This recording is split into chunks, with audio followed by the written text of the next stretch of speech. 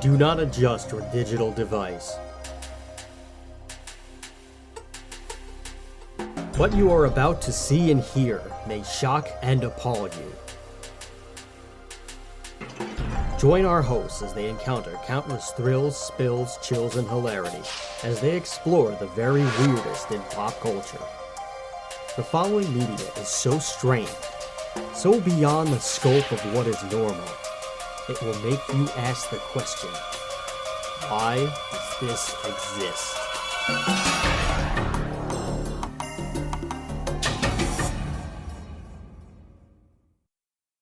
Hello everybody and welcome to another episode of Why Does This Exist? I'm Chris.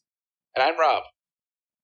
And today we have a very good show lined up for you. We're going to be talking about a video game today. We will be talking about one of the more iconic video games. It's a Nintendo 64 game, so you know it's going to be a lot of fun. It's going to be a lot of your favorites. It is from the Legend of Zelda series. This is Majora's Mask that we'll be talking about today. But before we get into any of that, and even before we get into our usual spiel, we've got a couple of things that we want to tackle. One of which is something that we have been I mentioned that I would do on this episode and the previous one last week on our Seinfeld episode. This is related to the GWAR episode from 2 weeks ago. I did tell my story of seeing GWAR in a blizzard, but I didn't finish it. I got 2/3 of the way there, and I actually did not mention what happened after the GWAR concert in the blizzard, which some people might find a little bit more intriguing than the actual GWAR concert. So we will start off with that, and Rob has a very, very big rant, huge rant on Dunkin Donuts, and You'll have to get your coffee out for that one. Hopefully it is not Dunkin Donuts, and it better not be Starbucks. We support unionization in this place, so you better just take your Starbucks coffee and get the hell out of here. You know, to support your local coffee maker. My favorite is Cream, who is up the street from us.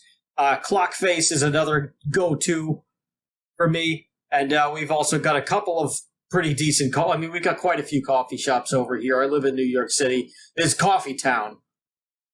Yeah, we have a bagel store called Bagel Tree that's got pretty decent coffee. Usually they'll usually have like a regular coffee and then some unique one like a Brazilian or Colombian blend or something. So I like their blueberry. Yeah, the blueberry is pretty good too. But we don't have a lot around. That's like pretty much the only place. I mean, like there's other things that have coffee, but not like, like fancy coffee or like unique coffees. It's just like a cup of coffee pretty much. Yeah.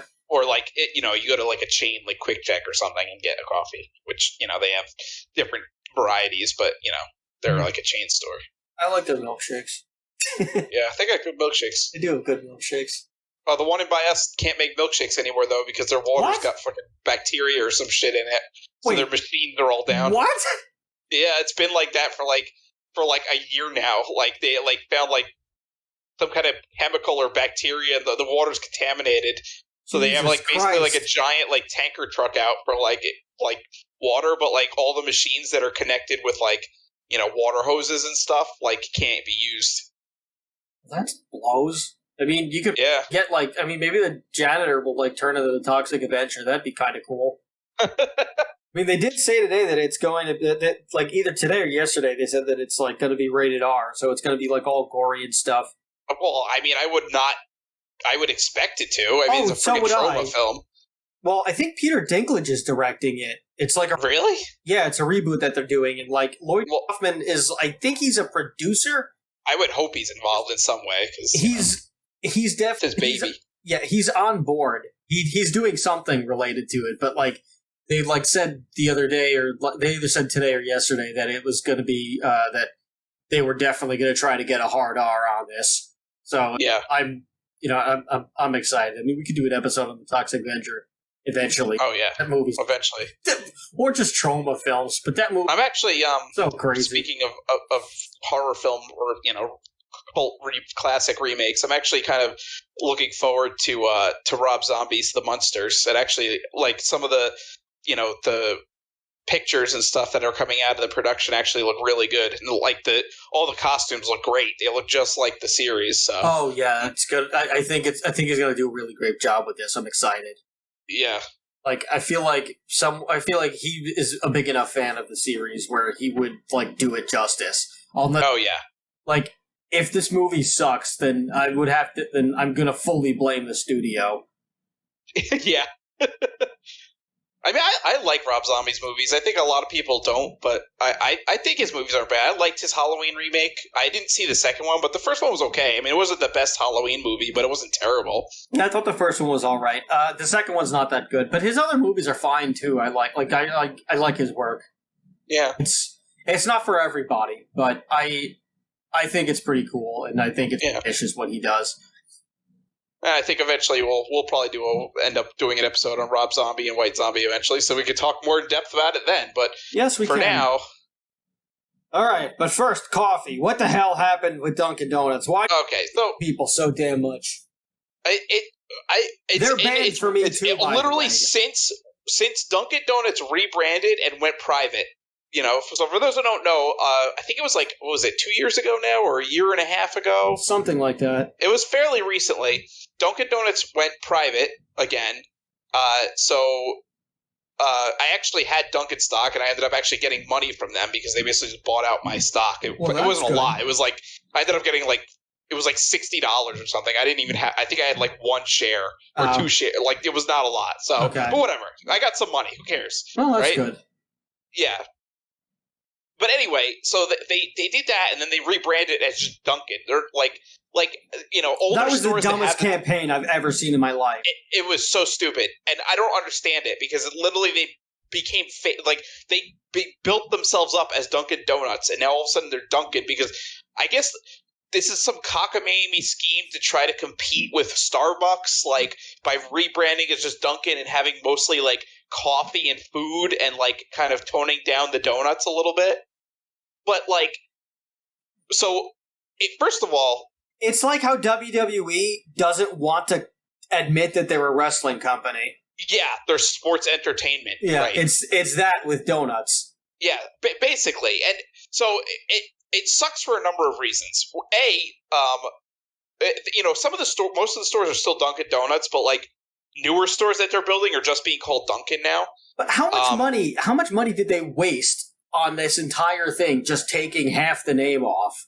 I have no idea. Stores, but I guess they figured, people just call it Dunkin' anyway. But it's like, but it's Dunkin' Donuts, like, yeah, and so everybody knows that it's Dunkin' They've reduced Donuts. the amount of donuts they have. Also, the donuts suck now.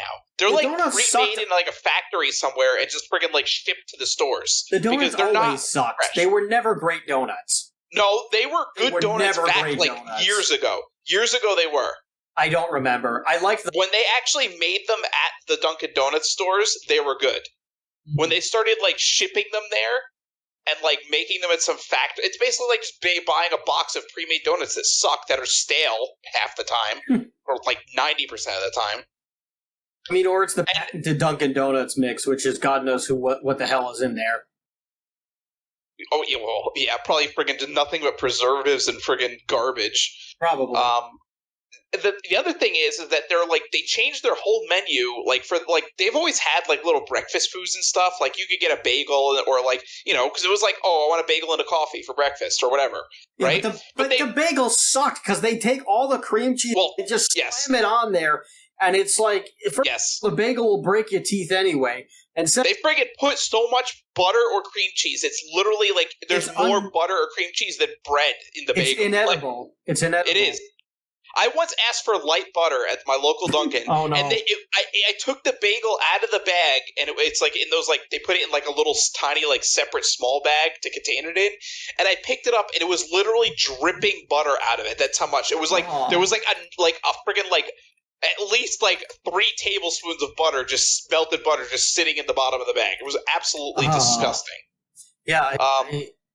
But to make things worse, they used to have a selection of bagels. Like, you could get like different topping bagels, like if you went to like a regular bagel store.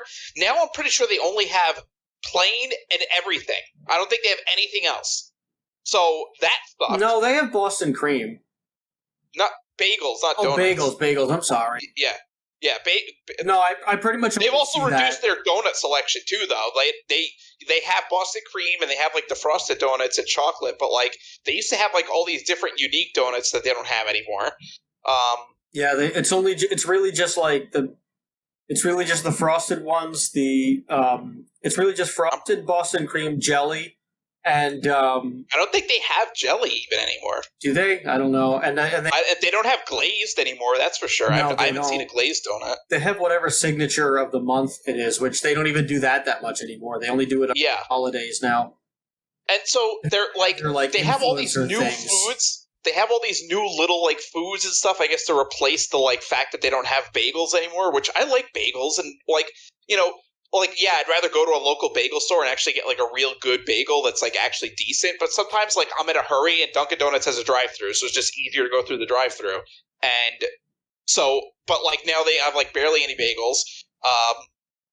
And the like foods that they have, like good bagel.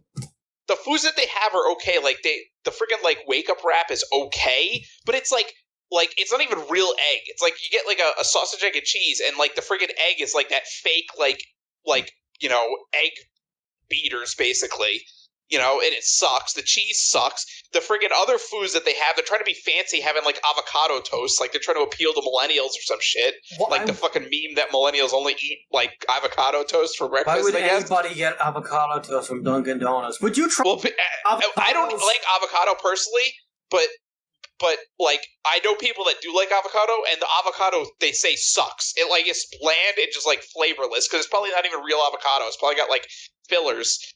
And, it's probably the waste. Like it's probably like all of the generic crap in avocados that like people threw away. Yeah, like it's probably just a hodgepodge of that. So it's probably already like brown by the time you get it. And it's just like, why would I want this? And then they'd be probably paying like $8.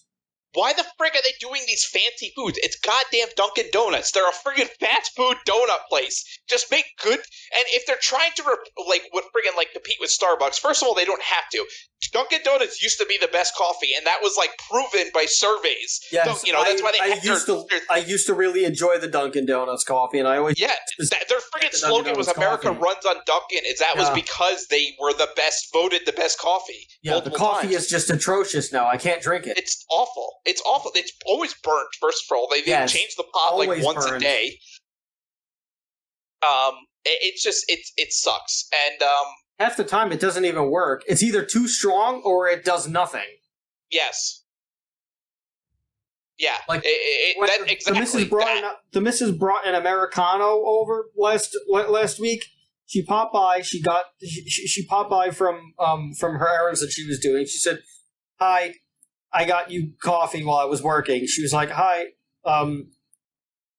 try this. Like, what do you think?" And I drink this and I sip it and I take one sip and I'm like, "Oh my god, this is awful." Why? Like, and she was like, "Oh, I bought this for you," and I was like, "Oh crap, I didn't know you bought two. I thought you bought one for you, and then you just brought it here so I could try it." Yeah, because I don't want this now. I mean, we turned it into ice cubes, and they're actually okay as ice cubes because like they add some strength to the coffee when we make good coffee here. Which, by the way, if you can get a hold of it, the Rootless Danhausen Coffeehausen is delicious. That's what I've been drinking lately. I actually really like that brand of coffee, Rootless. They know what's going on. We order from this Atlas Coffee Company, and basically every month they send you a bag of coffee beans from like somewhere out in the world, like around the world, and that usually has some pretty good ones. I've noticed the best coffees come from Africa, like Burundi. Oh yeah, coffee from Burundi is the best thing ever. It is the best tasting coffee ever, like by far. It's the best cup of coffee I ever had. I'll have to check that out. Yeah, they're a little expensive, so we only do it like sometimes, like if we have a little bit extra like spending money.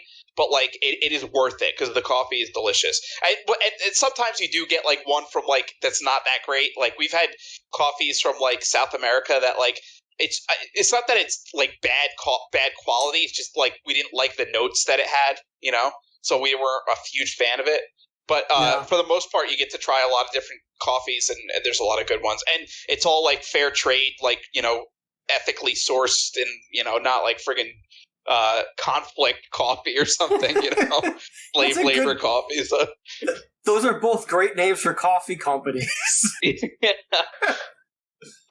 But then, anyway, and I want to, say that I do go to Dunkin' a lot still because, again, sometimes when I'm in a hurry, it's just the easier thing to do because they have an app that I can order on and they have a drive-thru. And, when I'm driving, to work or driving, my son to school or doing something and I don't have a lot of time, it's just easier to go to friggin' Dunkin' because I can just order it and then pick it up at the drive-thru. But I will say, if I had, if I have time to go somewhere else, I'll go somewhere else. If it's a weekend or something and we're like, oh, let's go out and get some bagels or coffee or something, we will go to the bagel store and get good bagels and good coffee. And I only use Dunkin' out of necessity, basically. Hey man, the Dunkin' the Dunkin' in closest proximity to my house is they're banned. They're completely banned. Yeah, so is ours. Ours sucks too. And, not just for the reasons I mentioned above, they just, that personally, that Dunkin' sucks. It's I refuse to go in there. The staff just does not know what it's doing. Yeah. My fiance, she went in there, and the lady, for whatever reason, she had all of these bagels, and she cut them in half, and she throws all of them into the toaster at the same time. There's 30 bagels that are cut in half on top of each other. So oh my God. Almost none of them, if any of them are getting toasted, it's a miracle. Then they go on the other side, and she's trying to match the bagel halves. That's terrible. I have no idea why you would even try to do that. Yeah. Poor woman online is why is it taking you 15 minutes to do a bagel with cream cheese? Yeah. It's not even... That's why I started ordering on the app, because when I didn't order on the app, they still screw up the order at mine, but they don't do it as much when I order on the app. Oh no! But also, I ordered on the app and they screwed something up pretty badly too. But go on. Oh well, they still screw up, but it's less, and I can order it when I leave my driveway, and by the time I get there, it's ready. So if it takes them 15 minutes to make it, at least it's ready by the time I get there, instead of me going there and sitting in the drive-thru for 10 minutes for them to make it. Yeah, no, they had a promotion going where it was buy a donut, get a free iced coffee. And I was like, okay, fine, I guess I'll do this. This is what got them banned, by the way. So yeah. I order the thing. So I go in. So I order the thing through the app. I order the donut and the coffee through the app. I go there, and I'm expecting him to just, he has to see the order on the app so that he can, erase it or something. And so I get there, and he gives me the thing. He gives me the coffee, and he gives me the donut. And he's like, "Do you?" And he's just staring at me, and I'm like, "Yeah, I'm." Where's my, I paid for this coffee. I'm not supposed to be paying for this coffee. He's like, no, you're supposed, he's like, no, you are. I'm like, no, the promotion is buy something 99 cents, get a free iced coffee. I, do it on the app. I bought it on the app. Please give me, erase the iced coffee from my order, or or do something. I don't know what the hell you're supposed to do. But, just do something, void the, if you could, void the order or whatever, and I'll pay you in cash for the donut, then we can fix this, or, do whatever you have to do, and he, refused to do it. And I was like, dude, it's really simple on how you can fix this. And he was like, no, you did it on the app wrong. And I'm like, well, how am I supposed to do it on the app? And he, wouldn't tell me. So I'm like, okay, so did I do this wrong, or did you do this wrong, and now you don't want to back down? What the hell happened here? Yeah. Won't do it. And we're before this exchange came to blows, I just said, what the hell? I'm just leaving. And yeah. And at that point, I didn't even want the donut or the iced coffee, which sucked, by the way. Oh, yeah. Their iced coffee is awful. It's always watered down, and if you don't, sometimes I'll order it without ice because I figure, maybe the ice waters it down, and it tastes like crap still without the ice. Their iced coffee is just awful. No, they can't win. They can't win. No. Dunkin Donuts, I will say, went private. One thing I will say is good that I do enjoy is their frozen coffee, because it's almost like a coffee milkshake or a coffee slushie, and that's good. I used to enjoy the vanilla bean coladas. Now I can't handle it. It's just too sweet for me. I can't do it. Oh yeah, it is very sweet, and it does. If I order anything more than a small, my stomach immediately is like, why did you do this to me? Yeah, no, I can't do it. I get agita. It's no good. Yeah. So yeah, Duncan, get your shit together. Yeah, there you go. All right, we're 20 minutes in. We're gonna do the GWAR story now. If you hate us to death, if all of you hate us and want us to die, that's understandable. We'll get to Majora's Mask in a moment. So, do we need to be caught up, everybody? Can I let me try to sum this up in a little bit. It was 2010. There was a blizzard that turned out to be way worse than it was because our genius of a mayor, Senor Bloomberg, who speaks the greatest Spanish of all the mayors. Seriously, you need to look this up. It's pretty goddamn hilarious. Anyway, Senor Bloomberg decides the last few winters have been somewhat warm. We're just going to not do the snowplows this year. We just won't even have them on standby. They're not even going to be on the trucks. They're just going to be back in Buffalo, where they belong. Mother Nature got wind of this, no pun intended, and Mother Nature said, oh yeah? So we got a hell of a blizzard. I had tickets to GWAR. I had my friend's tickets to GWAR. If it was squirrely individual, by the way. I called him. I said, dude, it is too rough out. I am not going to GWAR tonight. It is snowing upon snow upon snow. We have no plows. I'm not doing it. I'm sorry. He said, but I'm here already. And I said, well, that's too bad. Go get another ticket. I'll pay you back for it. It's sold out. You have my ticket.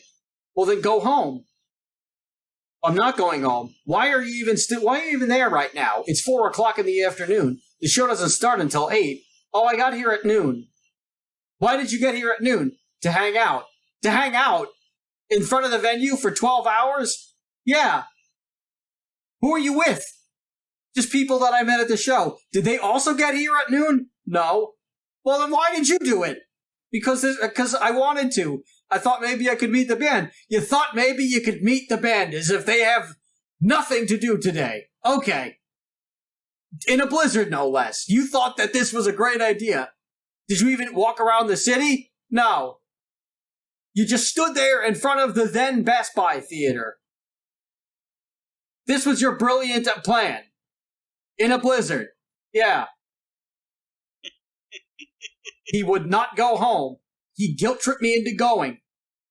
Now, while the show was very entertaining, we got covered in GWAR stuff. I still have the commemorative white shirt that is no longer white. It is multiple colors. I don't know what exactly is stuck on it forever, but it's stuck on it forever. The show's over. The snow is worse. So that was the recap of where I was. This is where we are now that I didn't get to say. We leave the venue. The snow is worse. You can't see. Everybody's in a giant conga line to get to the damn train station. There's no traffic because no cars can move. There are cars stuck in the street abandoned. We get on the train. We get to a point. We go back to the city. That's odd. We wait again. We go closer to Brooklyn. Then we go back to another part in Brooklyn. Now we're stuck. Now after 2.5 hours of being on the train, we are only going between the underground stations. We can't go in the above ground stations because they're snowed up. So we're stuck. Unless we get out of one of those random stations. It's 11. It's probably around 2 o'clock in the morning. We don't have a choice.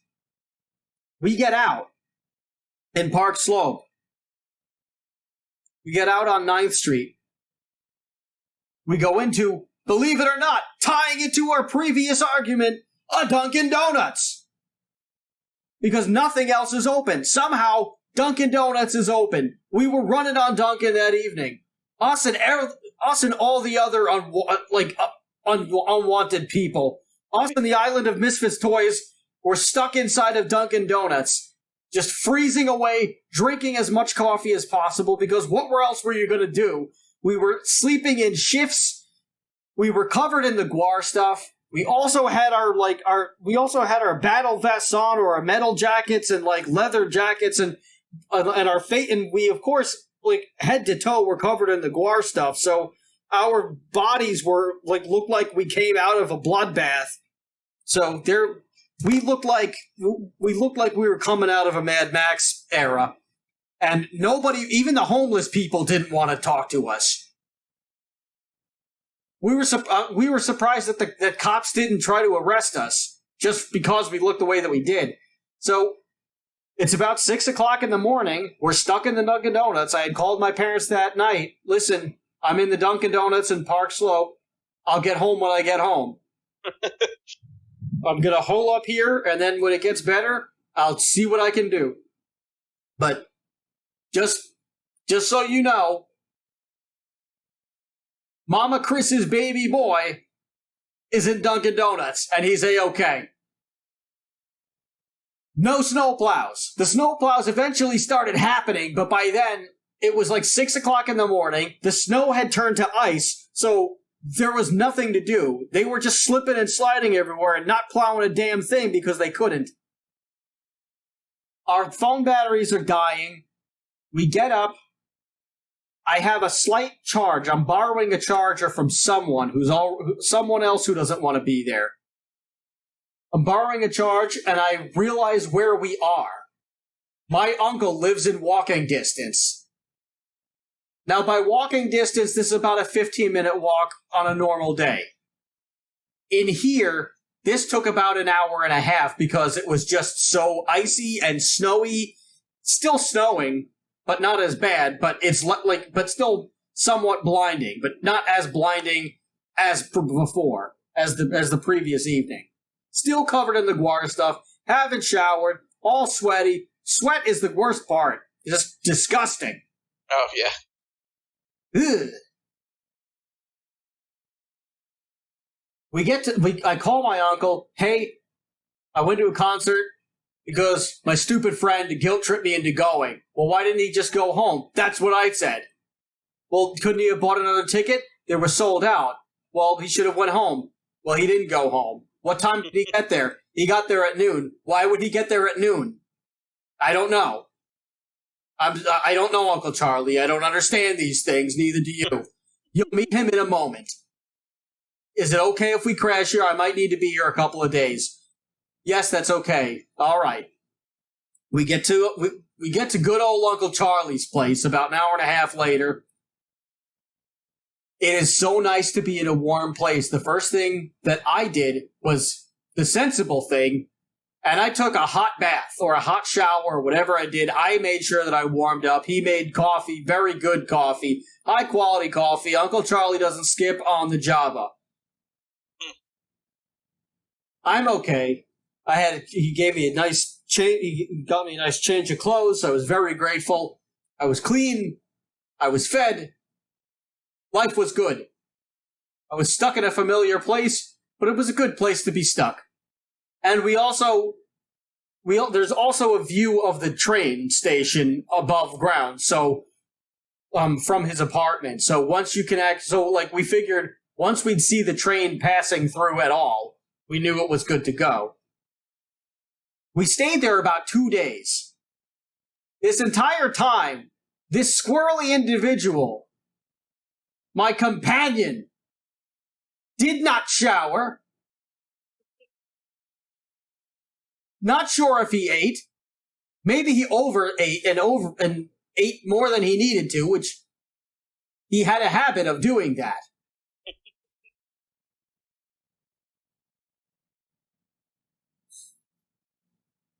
Uncle Charlie had white sheets.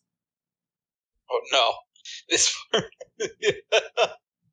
Those sheets, to this day, are stained with GWAR stuff from our squirrely friend. He does not know where. He does not know what it is. All he knows is no matter what amount of bleach he's been trying to use for 10 years, it will never come out.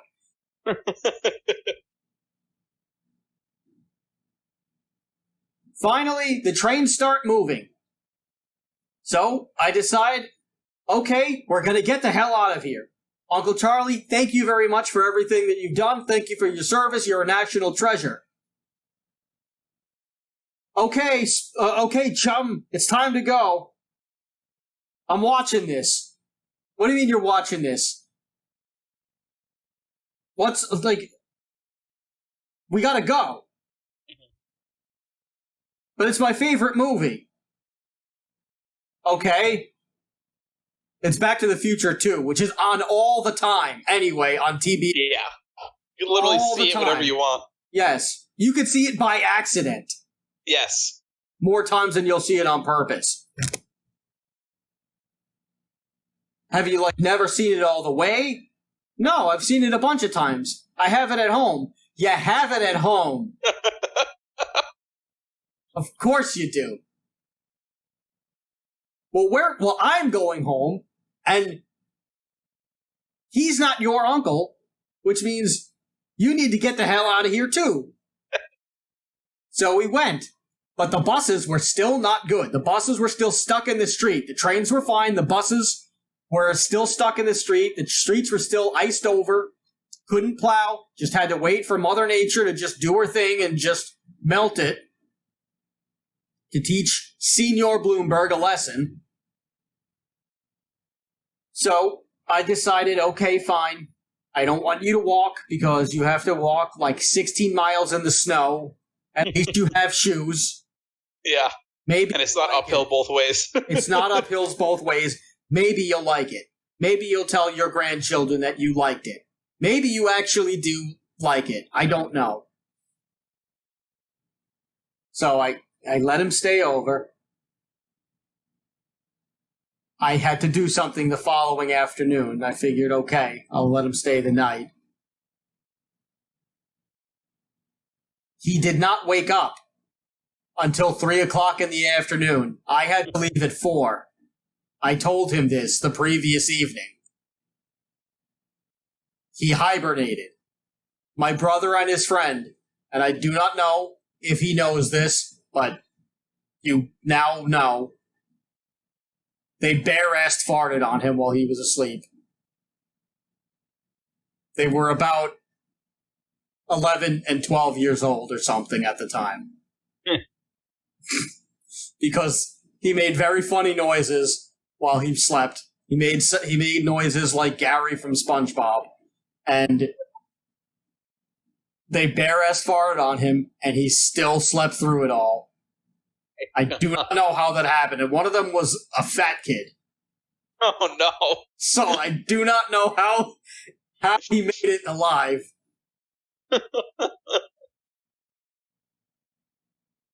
But he wakes up at 3 o'clock when I have to leave at 4, and he is demanding an omelet. Yeah. He's pounding the table for an omelet. Why didn't you wake up at 9 o'clock when I tried to wake you up? Well, I want my omelet. Well, you're not going to get an omelet. Why not? All right, I'll make you an omelet. I didn't make him an omelet. I took the last egg, and out of spite, I cooked it, and I ate it myself in a different room, pretending that I was doing something else. I don't know if he knew that, but now he knows, maybe.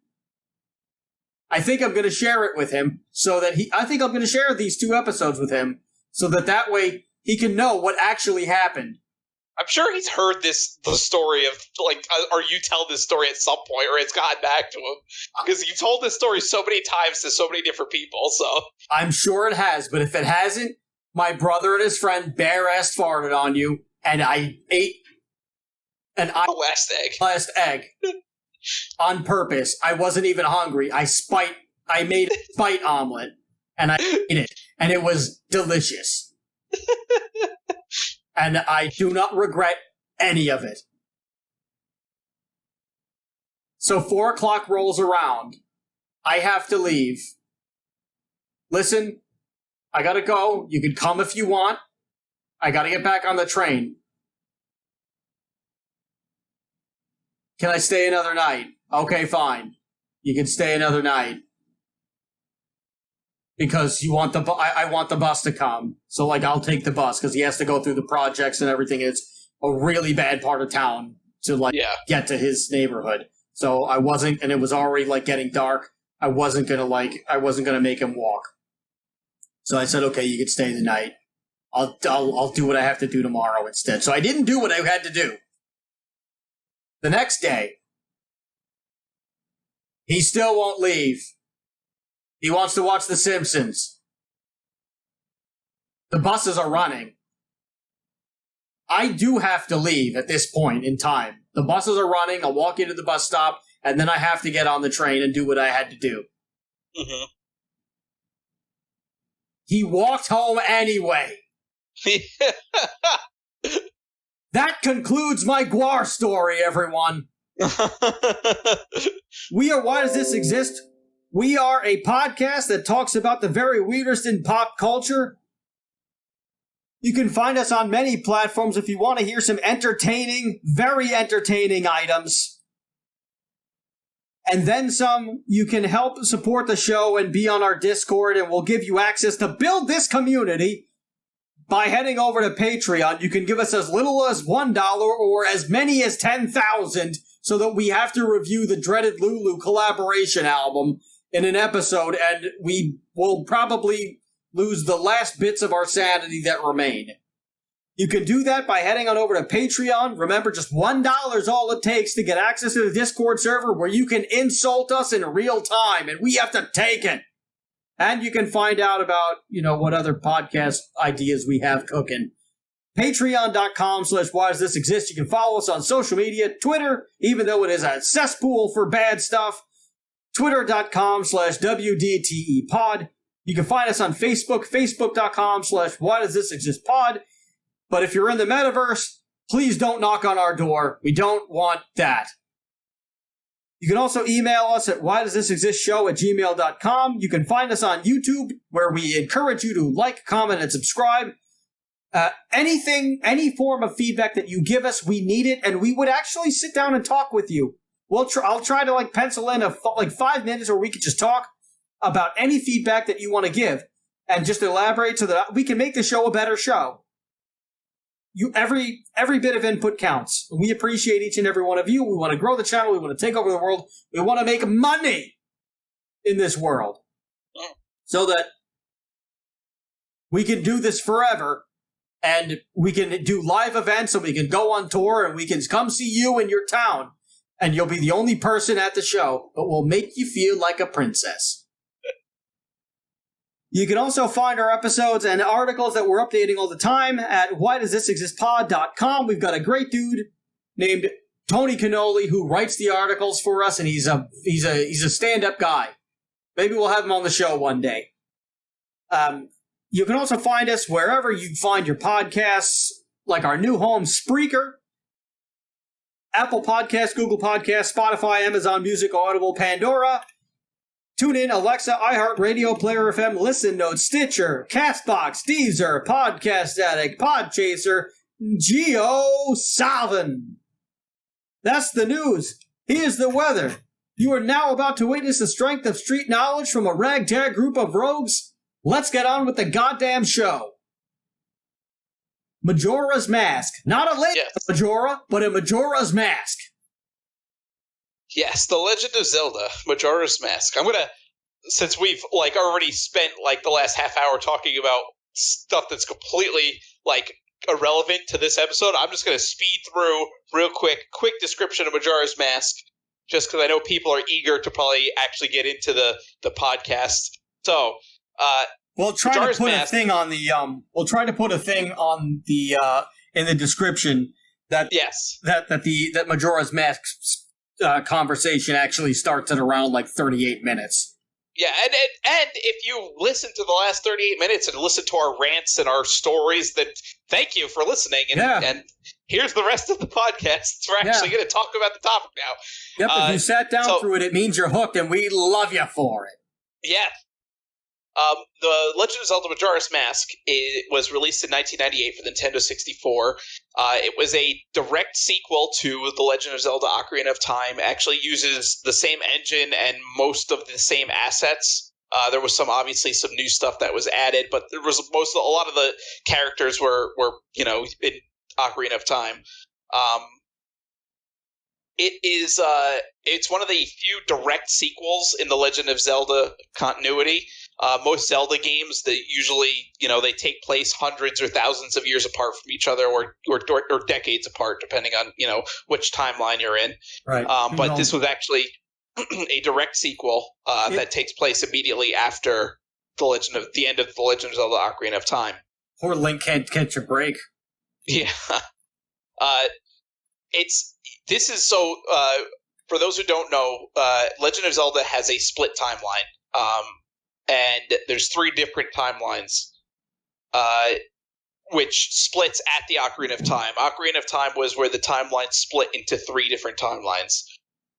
So the Majora's Mask takes place in the Child era, which basically at the end of Ocarina of Time, after Link saves the world and defeats Ganondorf, Zelda sends him back to his childhood, so he can relive being a child without having to travel through time and lose his whole childhood and become the hero of time.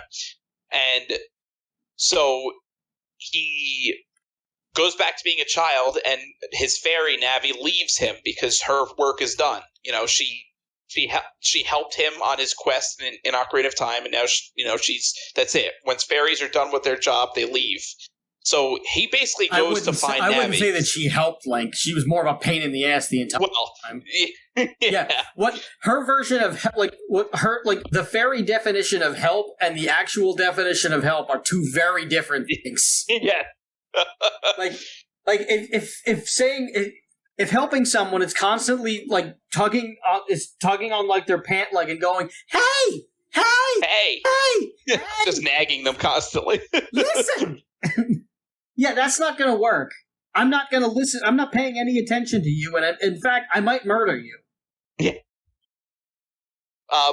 So Link, basically, the whole reason why he's in the woods in the first place, where he encounters the Skull Kid, is because he's looking for Navi. He goes off to look for Navi because it was it's basically his only friend, lore-wise. No matter how annoying she is to the player.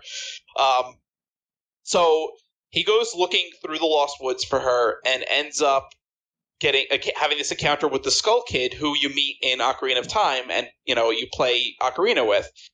At this point, the Skull Kid has actually stolen Majora's Mask, which is this, ancient mask that's, full of evil. It's like an evil entity, basically, and it kind of, takes over the Skull Kid and amplifies his mischievous personality to a point where it's almost like a psychopathic personality.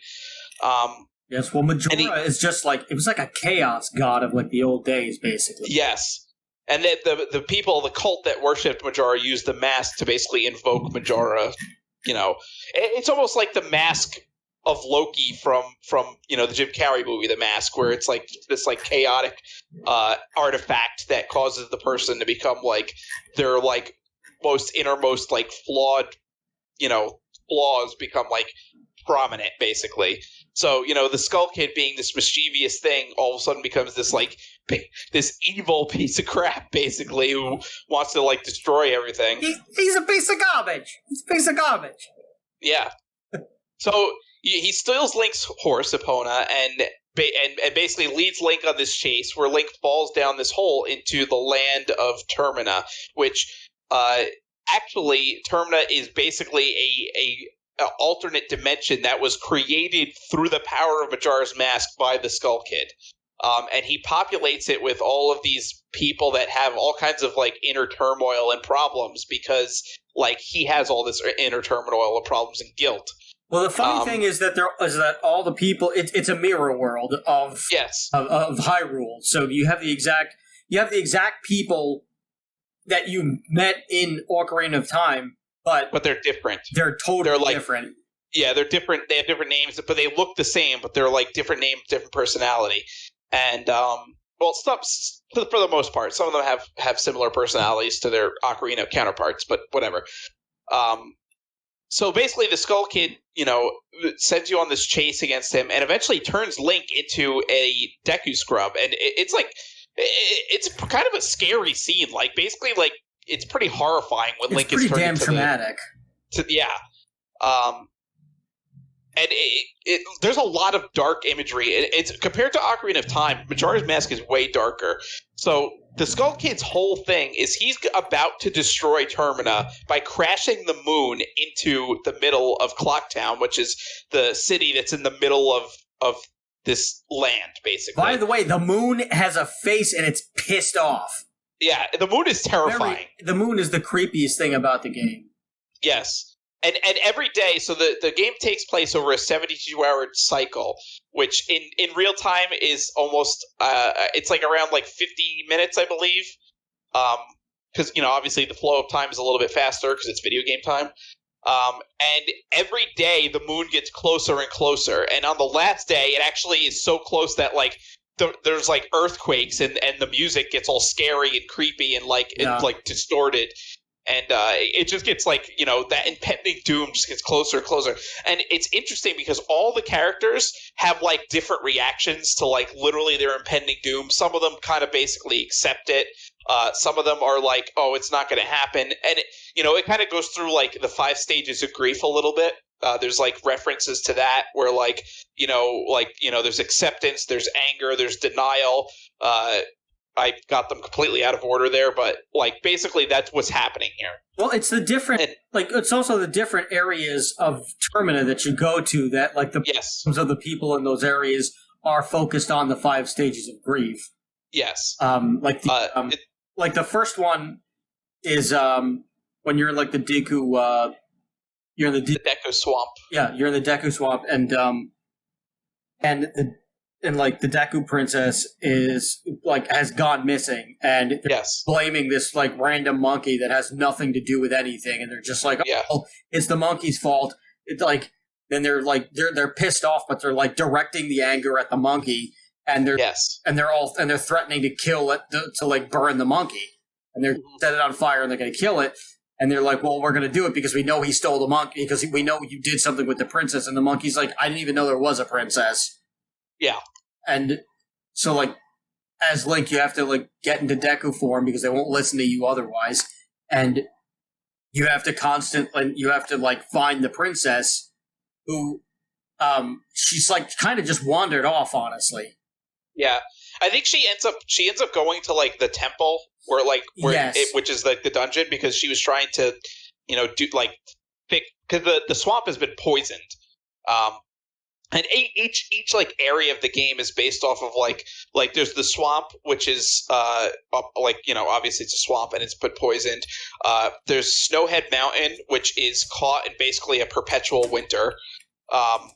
There's the Western Ocean, which is basically it's populated by Zoras, and they're whole generation of eggs. This like basically the one of those main Zora women, all her eggs have been stolen, and there's a lot of problems going on in the ocean. Like the ocean, like the currents are all screwed up.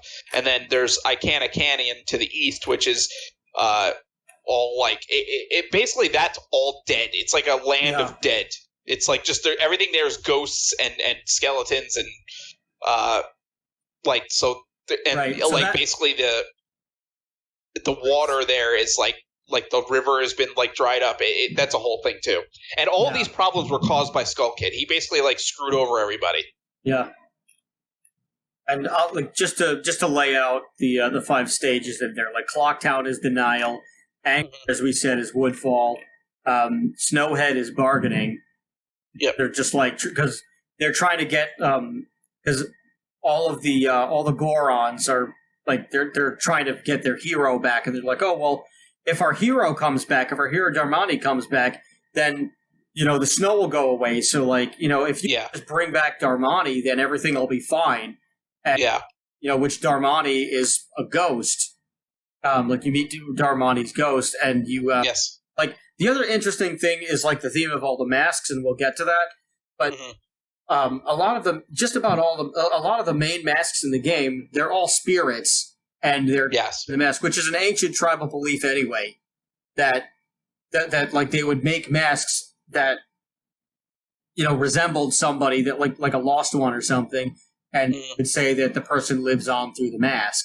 And you'd also see that in ancient Egypt, there'd be a death mask of the person's face on the mummies, and you'd also see that in like the the Mayans and the Aztecs and all kind of ancient civilizations. They knew more. They definitely knew exactly what was going on about the actual world, and that we have lost all connection to. But they definitely knew exactly what the importance of the Earth really is, and they and it's sad. I believe that they probably knew where people actually came from and our origins and everything, and they were in touch with the makers, if you will, and they knew what was really going on, and we've just lost that to time. Yeah. But anyway, continue. So, well, I actually, it's interesting that you brought up the masks because there's three main masks. Oh, I'm sorry. In the game. I'm sorry. That's where I was. I was on the 5 stages of grief. Let me just finish. Oh yeah. Wait. Yeah. Okay. Yeah. Yeah. So the 4th stage is depression, and that's represented in the Great Bay, where where like you said, the Lulu, I think her name is. That's the main Zora woman. Yes, she's isolated herself because she's depressed because of the loss of her eggs, and she's sad until you get the Miku Zora Link mask and play her the Bossa Nova song after you defeat the boss Bossa Nova. Yeah. Then she's like, "Oh my God, my long lost love," which he obviously died. Yes. So she lost everything, and she's going through depression. And Ikana Valley is acceptance because everything is dead. Everything is fully grieved. There's nothing left. So all of it is gone. So that's the 5th stage in there. Okay. So the masks, each of the 3 main masks, which is the Deku mask, the Goron mask, and the Zora mask, which allows Link to transform into each of those. You had mentioned before about them being a spirits living within the mask, and that is actually what literally those 3 masks are. Link has access to them because of the deaths of 3 main characters of those races. So the Deku mask, the Skull Kid actually transforms Link into Deku Link, but it's implied that the spirit of the Deku mask is from the butler, the Deku butler's son, who you could kind of find this gnarled tree, which is basically his corpse in the basically where the area where Link is in the beginning of the game. I don't even know what the name of the. I guess to say something from Dark Souls, which in Dark Souls 2, there's an area called Things Betwixt, which is basically the same thing. It's kind of this area between dimensions. Well, at the end of the game, don't you see the Deku Butler crying in front of the statue? So it is. Yeah, it is his son. That's been confirmed that it is his son. So basically, they don't say how he died, but it's kind of implied that the Skull Kid killed the son to take his spirit and transform Link into the Deku Scrub a little bit. And then Zora Link. That boy is not right. Zora Link is, you find, was it Miku, I believe his name is? The Zora? Yeah, he's a Zora fella. Yeah, so he washes up on the shore because he tried to actually go to the pirates and get the eggs back, but they ended up killing him. So he washes up on shore, And basically, like, Link, sees his dying breaths and then plays the Song of Healing, which turns him into the mask and kind of imbues his spirit in Link, so Link can transform into him. And then it's the same thing with Goron Link. You had mentioned before that Darunia, who's the Goron hero, is passed away also, and basically Link, imbues his spirit into the Goron mask to become him as well.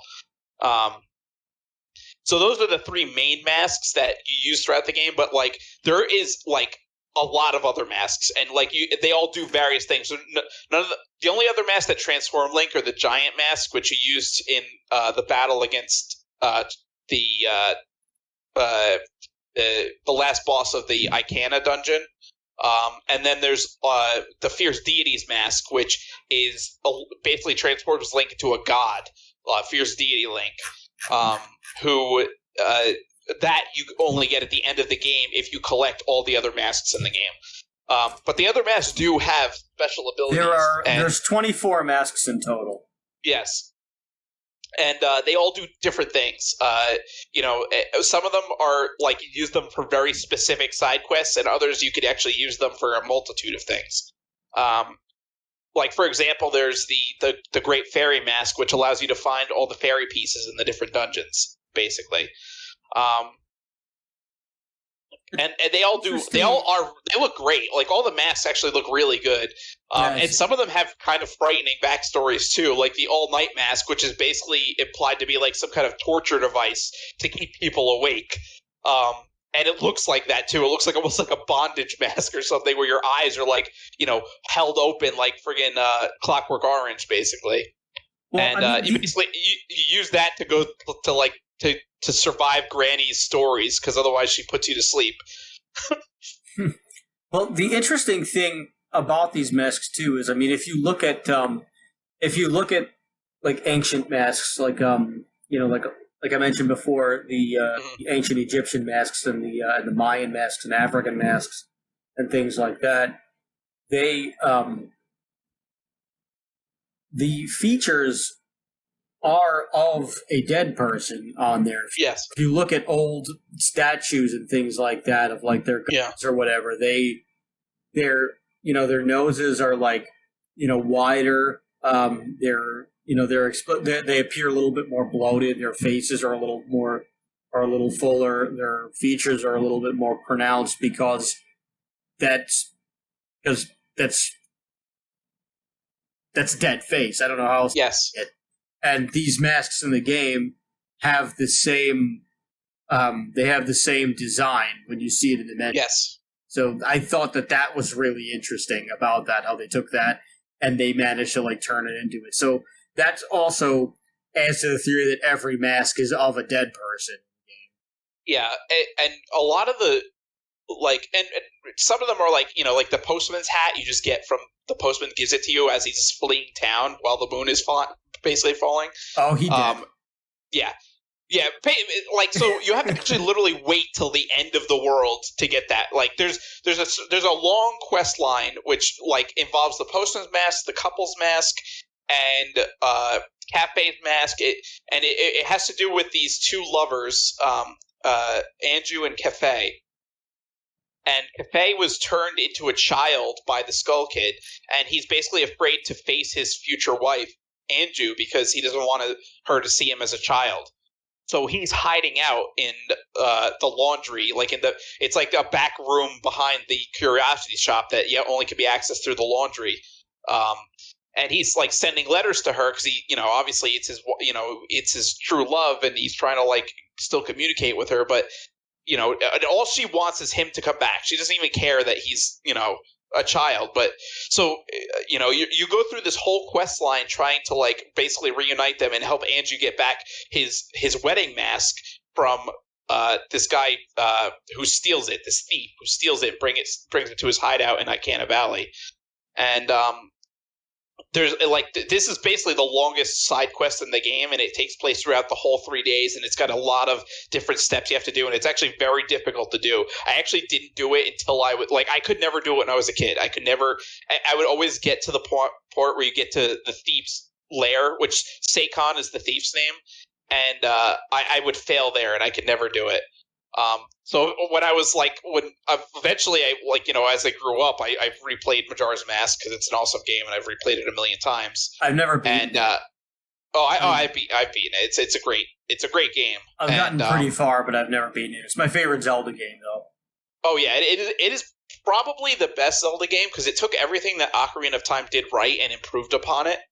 And the whole, like, not only do you have all the equipment that you normally get in a Zelda game, like bows and the hook shot and all that kind of stuff, but you also get all the masks, which do all kinds of different things too. So it added a whole nother dimension, the masks. And, and of course the transformation masks that, the Zora, the Goron, and the Deku also have their own special abilities too, which was really cool, and was really unique for the time. So so you get this thing called the Bomber's Notebook, which basically is like it helps you keep track of all the side quests because there's so many side quests in this game. Like you're basically out to help everybody you possibly can, because you could just keep resetting time, and people are like trying to like just live their last what they think is their last 3 days. But Link obviously is going back and forth through time, so he can fix this. And basically, you go back and forth through time, and you fix everyone's little side problems that they have as well. And yes, that's the most interesting part of the game is that it's dependent on the flow of time, which you have to constantly change. Yes, you constantly manipulate the flow of time. You could slow it down, you could speed up to go to like ahead in the future, or you can go back in time, which you have to do before the world ends, obviously. So if you're not going to the main, like to the last boss fight or whatever, you have to reverse time before the moon hits the planet, because otherwise you're screwed. Otherwise, there's a big scene about there's a big cutscene on how it's like how the moon crashes into the earth and like blows everything up. It's pretty scary, but it's like kind of cool to like. It's worth watching at least once. Yes, there's a lot of darkness in this game, like that. Like it's like literally like the moon hits the planet, everything gets destroyed, and Link gets like blown away by the friggin' shockwave, like a nuclear explosion. And, it's almost like the Zelda version of Sarah Connor's dream in Terminator 2 when she's shaking the fence and just gets like blown into like skeleton. I mean, Link doesn't become a skeleton, but you get the idea. It's like it's pretty traumatic, and there's a lot of like stuff that is not for kids in this game. It's like it's very dark compared to Ocarina of Time. Yes, it is. There's a lot of like references to stuff that like a really great example is the Romani Ranch quest, where you have to save Romani Ranch from them, which is these aliens that basically come down and they like abduct the cows, but they also abduct Cremia, who's the older sister, and Romani becomes like basically like catatonic after. So it's like you don't know what happens to them, but it's implied something very bad happens to them when the aliens come down. Like they're like probed or something like that. And basically you have to go there at night and save them from these aliens, and like basically it's really hard and scary. The aliens are not like cutesy aliens. They're scary looking aliens.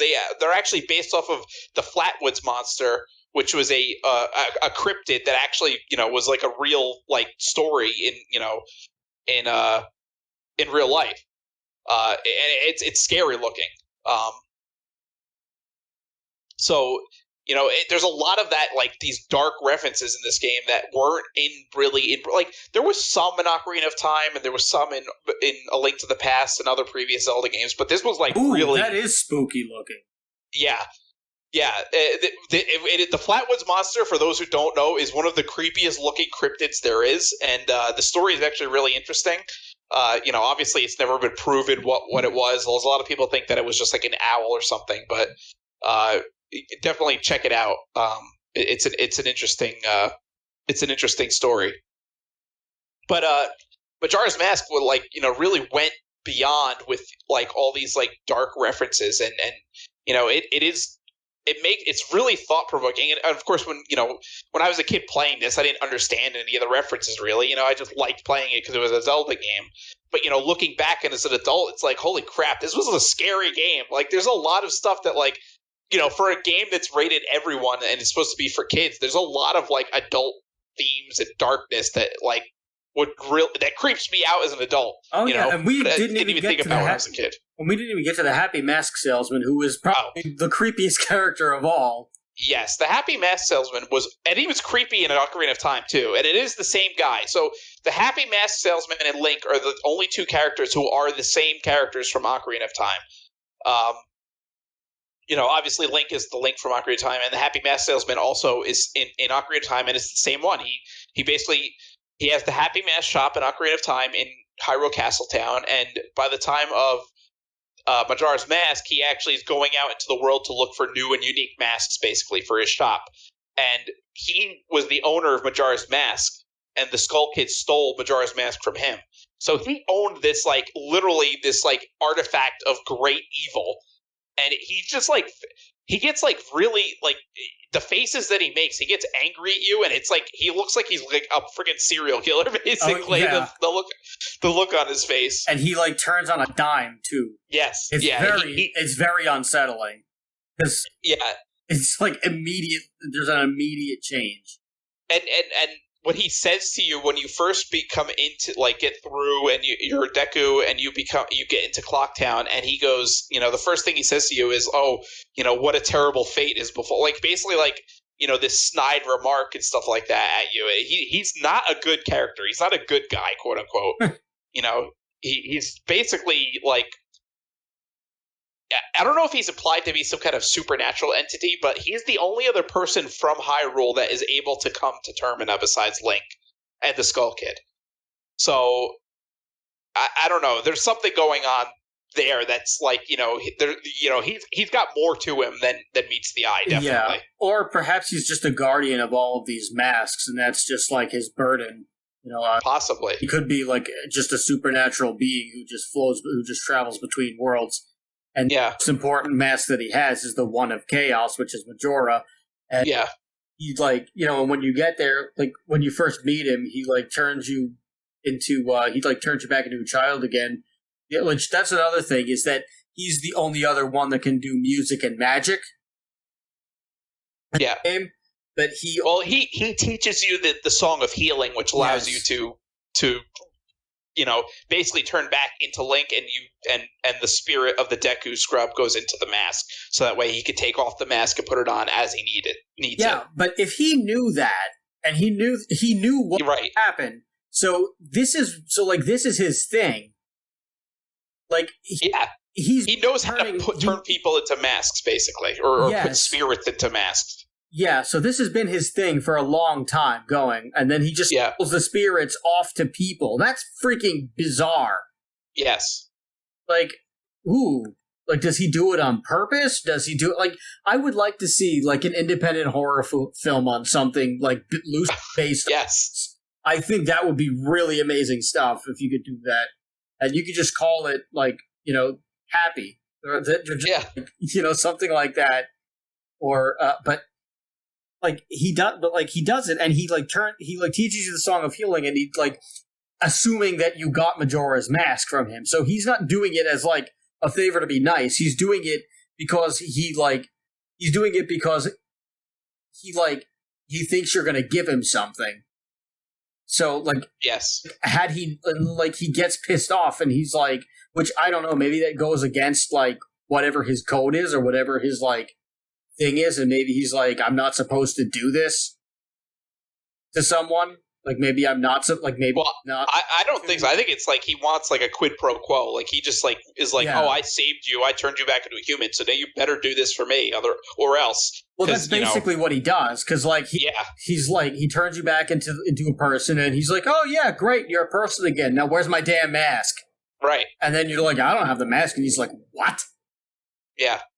It's well, you're going to... And then he starts shaking you violently. And he's you stupid idiot. You didn't do that? Why wouldn't you take the mask? Because if you knew that you needed to do that. And then he's all right, well, you got to do it before the moon crashes into everything and everything blows up.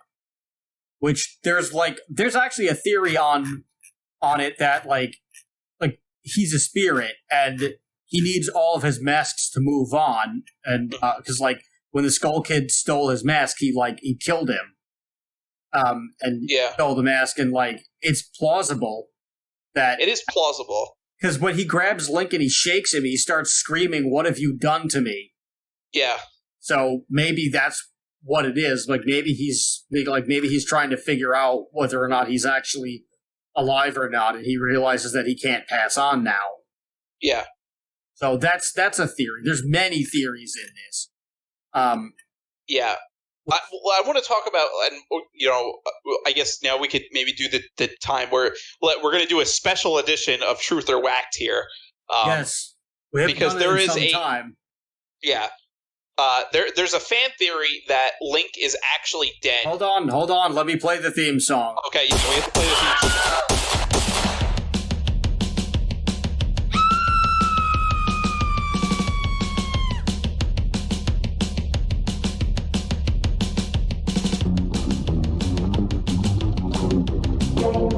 That's the worst surf music ever. This just sounds like it's underwater. So, Truth or Whacked, Link in Majora's Mask.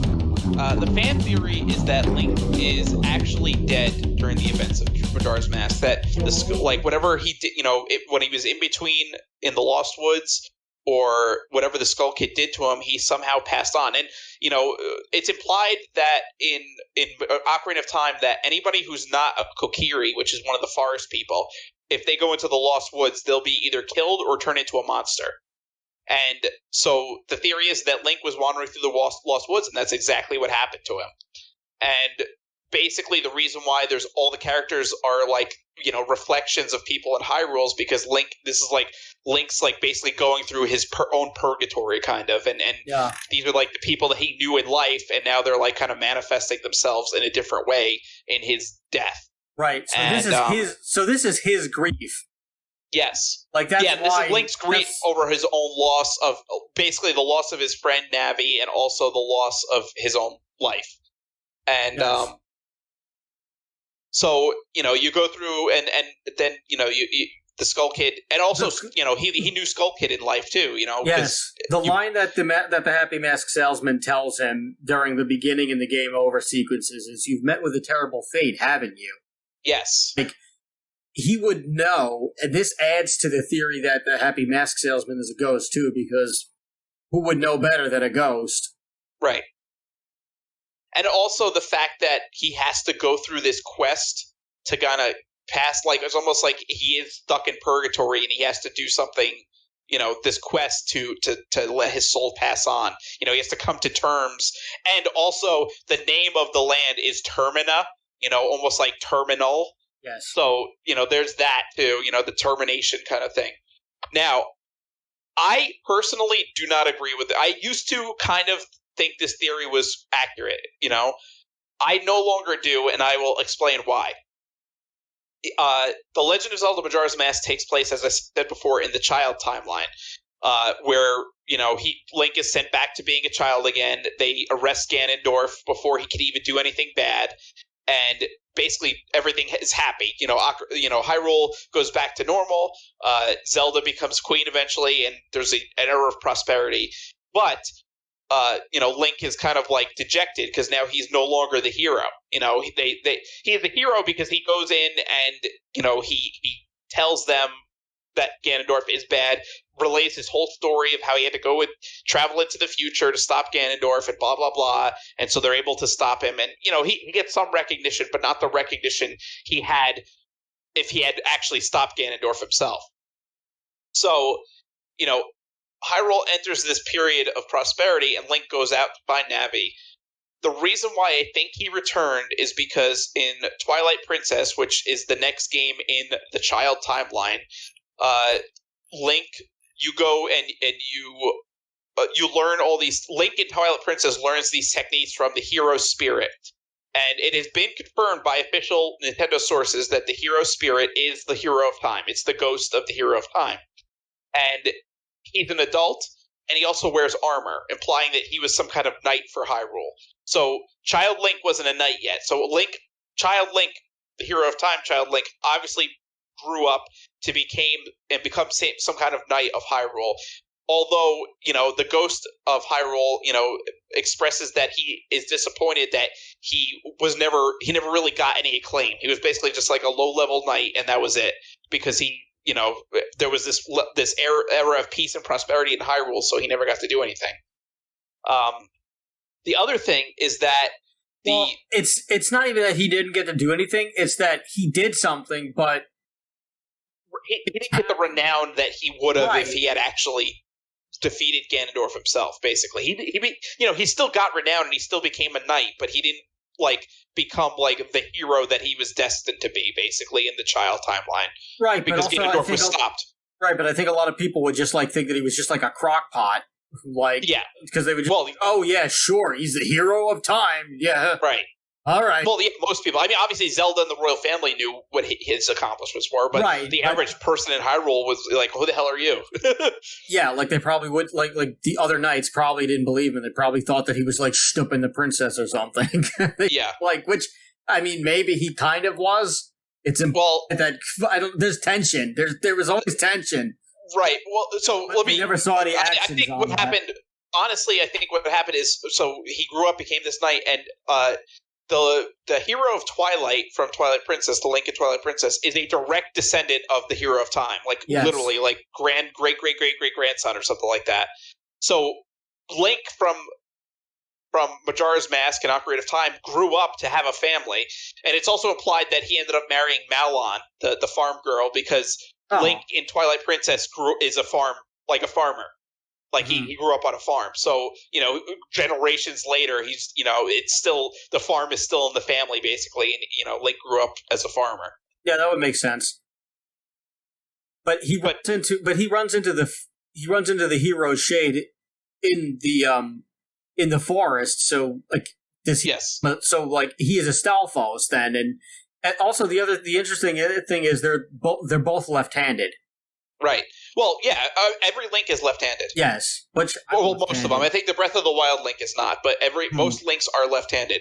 But yeah, he's a Stalfos. The thing is that only adults that wander into the Lost Woods become Stalfos. So he must have grown up to be an adult. And maybe he did return to the Lost Woods at some point and become a Stalfos, but he had to have grown up to be an adult and have a family and have descendants, because otherwise Twilight Princess would not exist. Right. But so also that's my theory of why Link is not dead. Well, also him being the hero of time, I'm sure there would be another instance where he would have been tipped off that he has to train a future descendant to save time as well. Well, so I'm just it doesn't seem like he would just happen. It doesn't seem like he would just so happen to go into the Lost Woods as an adult without a purpose. He's either going there. It tells you that the hero's spirit tells you that he is filled with regrets from being unable to pass on the lessons of life to those who came after him, quote unquote. And he also lamented the fact that he was not remembered as a hero. Yeah. So that's why he became this, the hero shade, so he could at least pass on his knowledge to his, future heroes. Yeah. Which he does, and then he can move on. Yes. So, yes, obviously he eventually does die, but do I think he died in Majora's Mask? No. I think he did transport to a different dimension, but I don't think he died.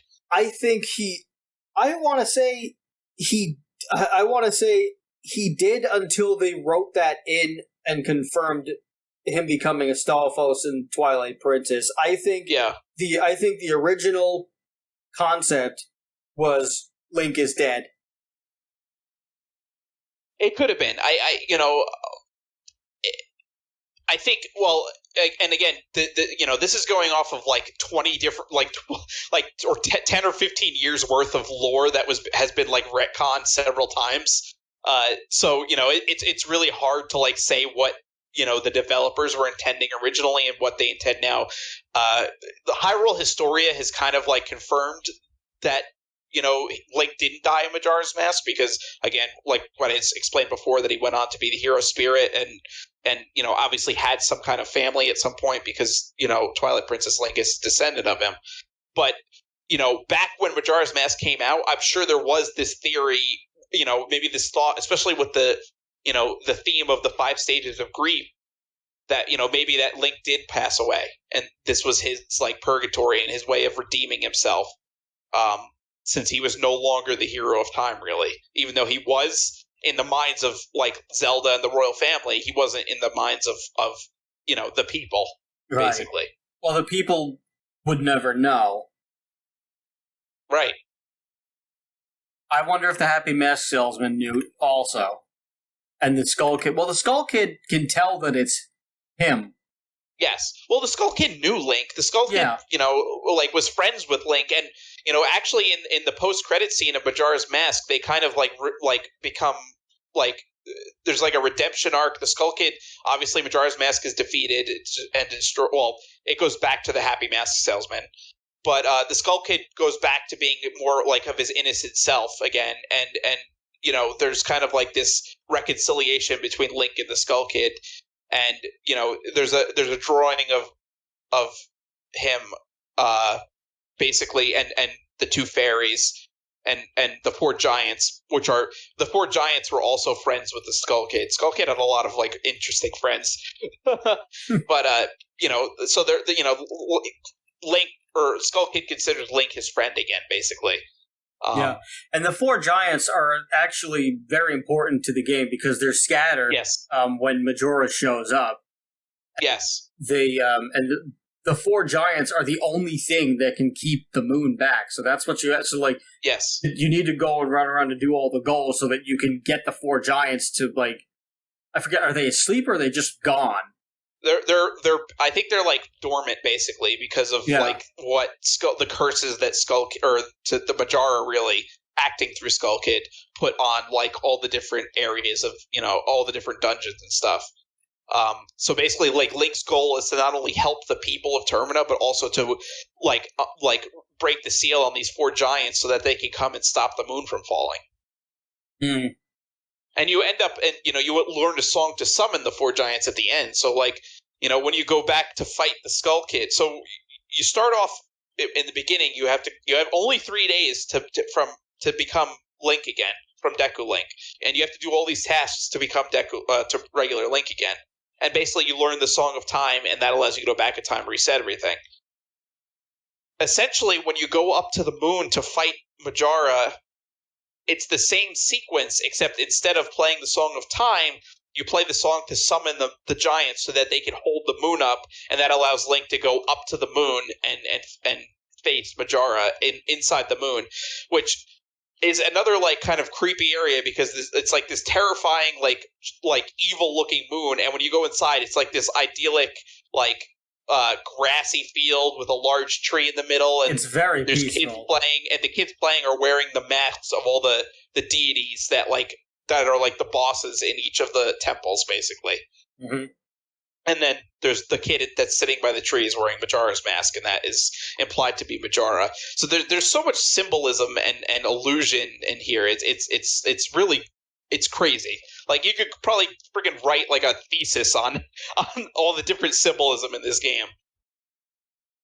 Yeah, it's just really wild stuff that you wouldn't expect. Just playing it as a kid, you would never pick up on it. Playing it as a kid, you would really appreciate all the layers of this game. If anybody listening has not played it since they were a kid or never played it at all, definitely check it out now because there's so much to unpack, and it's such a well-written game. It's so good. Personally, Ocarina of Time is my favorite Zelda game, but this is probably the best Zelda game in terms of writing and stuff like that. Yes. It's so good. Yes, and there's actually another theory that Shigeru Miyamoto is an in-game avatar. Well, that the Happy Mask Salesman is an in-game avatar of Shigeru Miyamoto. I could see that because it does look like him a little bit. Yeah. The theory is compounded. This is on fan theory. This is on the Fan Theories wiki.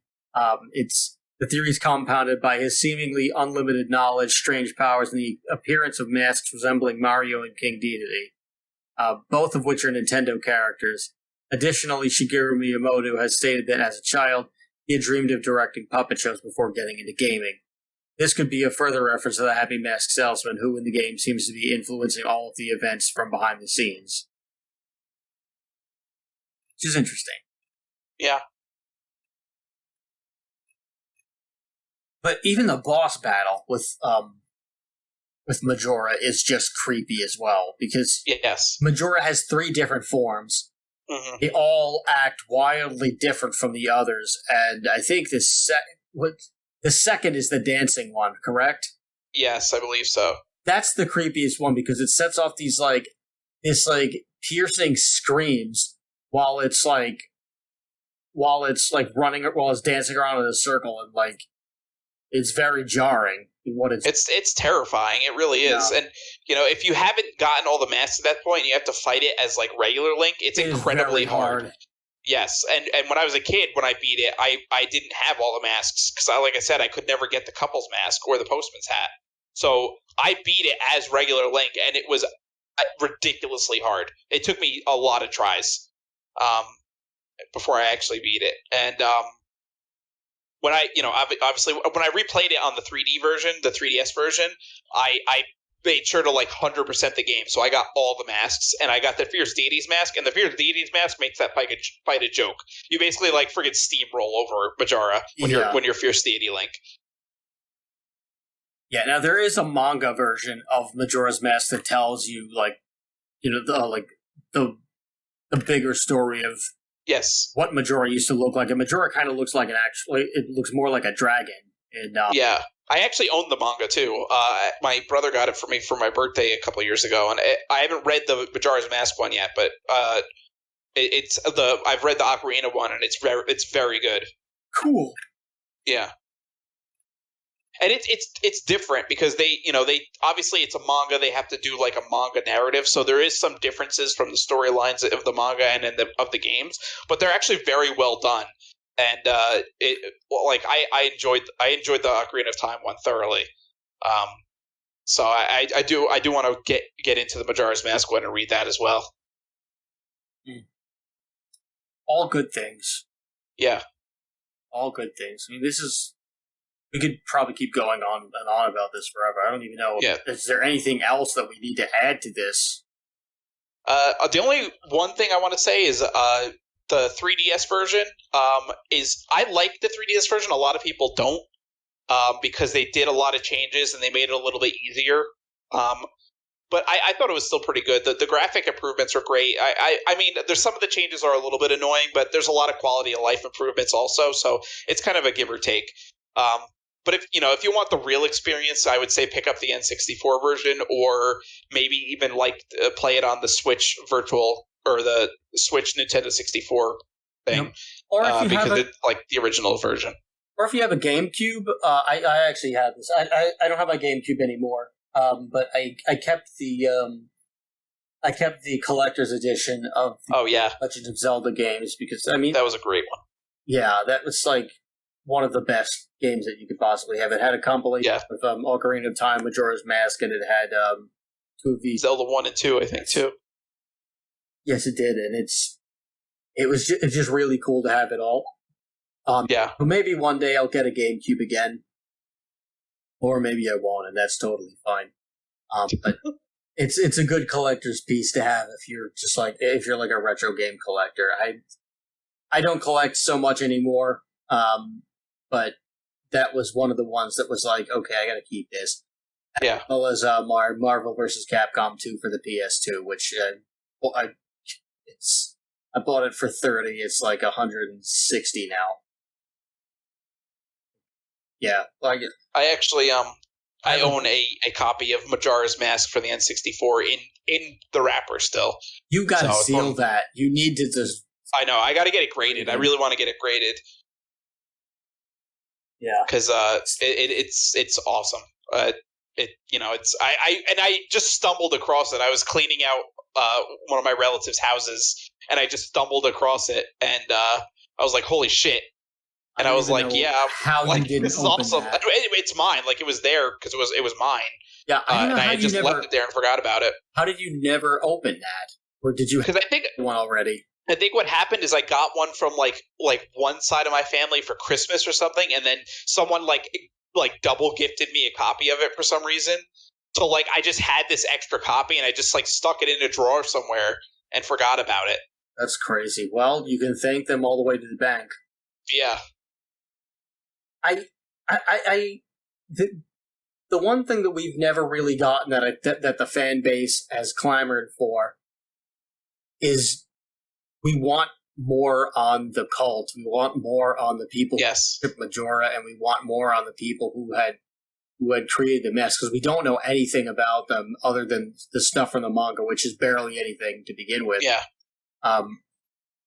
That's something that people have wanted in a game forever, and I don't think that I don't know if we'll get it with Breath of the Wild 2. Maybe we'll get it someday, because Twilight Princess gave us a little bit into that, and it's believed that Midna and like the mask that she wears is designed similarly to Majora's Mask, so it could potentially come from the same people in the Shadow World, or the Shadow people could have like mirrored things that they were seeing in the regular world, so that was their version of the Majora's Mask. It's not totally it's up for debate as to what it actually is, because nothing's been confirmed. But I would really personally, and I think the rest of the world too, really wants to see this. Just like to really get a game where we explore more on these people, and maybe we even get to fight like Majora in its like original form. Yeah. Yeah, and it would be interesting to see if they're linked somehow to like the Calamity and what was the evil god that basically became like Ganondorf. Demise. Yeah, Demise. It'd be interesting to see if there's any kind of link between Demise and Majora, or if they're like two separate entities, or what is there, because and also when you fight Zant in Twilight Princess, he has a similar fight style to Majora's second form. Yeah.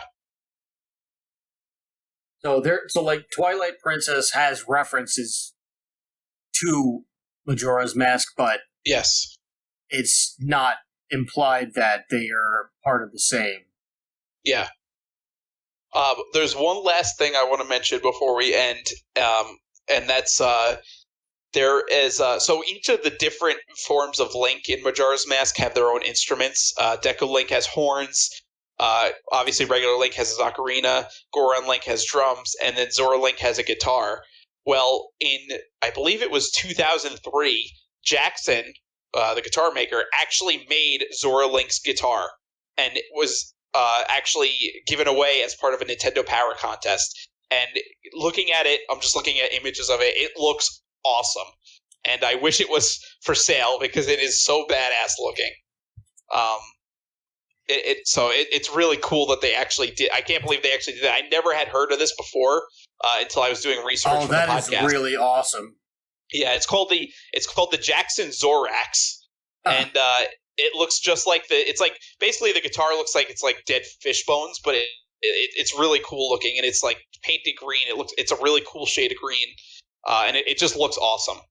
And it's pretty awesome that Jackson would like do something like that, for a contest, make like an actual like video game instrument. I could see GWAR using this. Yes, yeah, I could definitely see GWAR using this. This is the perfect GWAR guitar.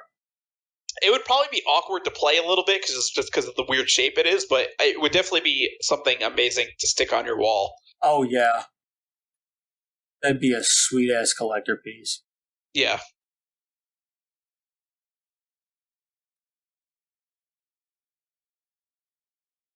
And anyway, that's about it. That's about it. I got nothing to say here. I hope that each of you have enjoyed this podcast. I hope that you've enjoyed this episode. We kept it a little bit tighter than recent. The last few have been like quite long. Yes, but we thank each and every one of you for sticking around and listening to it and just listening to us ramble about stupid crap forever. Yeah. Just thank you so much. It really means a lot that all of you do this. Like, if you're going to be on YouTube, please like, comment, and subscribe. If you want to let us know how the show is doing, or if there's something you'd like to see us improve on, please let us know. I'd be happy to take some time out of my day to just chat with you and just learn a little bit from what you're seeing. It would really mean the world. It would really mean the world to me. If you live in the New York area, maybe we could get a cup of coffee. I don't know, but it really helps. Head on over to the Patreon. Give us $1 if you want to, and you'll have access to the Discord server, and we can talk a little bit more. And if you want to support us, non-financially, just keep listening to the show and just feel free to leave a review on whatever platform that you're listening to us on. Just please leave a review. It'll help more people find the show so that we can get more feedback and improve on it and grow. And it's just amazing that we've been doing this for a year and a half now, and it's fun. And I'm glad that that people are still listening to us and giving us a reason to keep doing it. But we'd probably do it anyway if nobody listened to it. Yeah. All right, but that has been Why Does This Exist? I've been Chris, and I've been Rob. And remember, question everything. Good night, everybody.